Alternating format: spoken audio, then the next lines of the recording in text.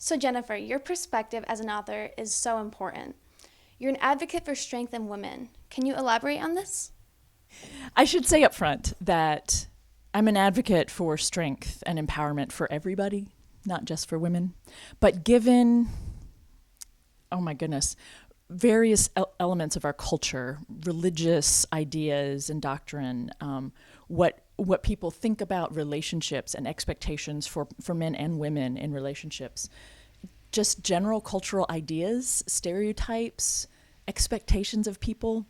There are so many elements of our culture that I think for many people just kind of go unnoticed, and that those can actually have more power because of that.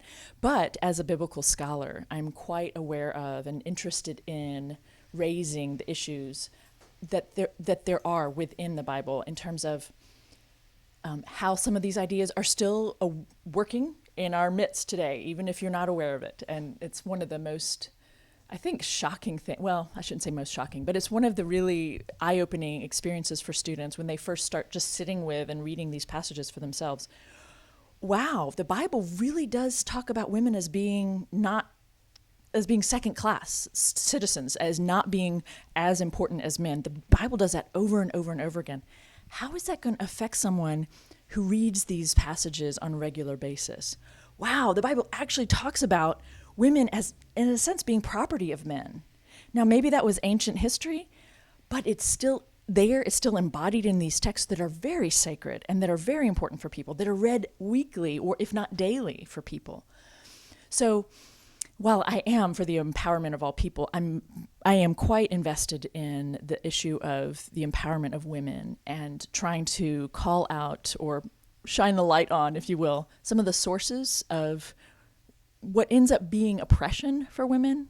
Sometimes it's meant to look like it's validating women, but often ends up being disempowering. So yeah, it's an important thing for me.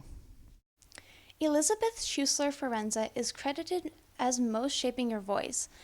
How did she accomplish this? Yes, she really is an important scholar for me.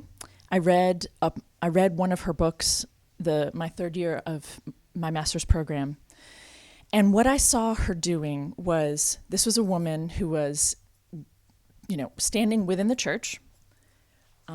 So she comes from a faith background and she's well educated, and she was simply raising questions about the role of men in shaping and writing, transmitting, however you want to think about the process of the Bible coming about.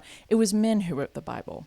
It was men who made the decisions about what we refer to as the doctrine of the church. So those first several hundred years after Jesus's story, it was men making those decisions. That actually has some implications for people, that there were no women at the table as a part of that conversation. And she also then also looks at the trajectory of the centuries of reading the Bible and applying these beliefs, the doctrines, within faith communities. So she really just kind of encapsulated in a way that was affirming to me and my intellect and my curiosity, and said, guess what, folks? It actually makes a difference that this was all done by men, not because she hates men and not because she doesn't like, but I think it's something that's important for us to be honest about so that we can deal with implications as opposed to pretending it's not out there. Does that make sense? And I found the fact that she was saying that so empowering for me and the things I had wanted to ask questions about and the things I wanted to say. And it was just so affirming that this woman who's taught at Harvard for 30 years is saying this, like, oh, thank you, So yes, I resonate with her work very much.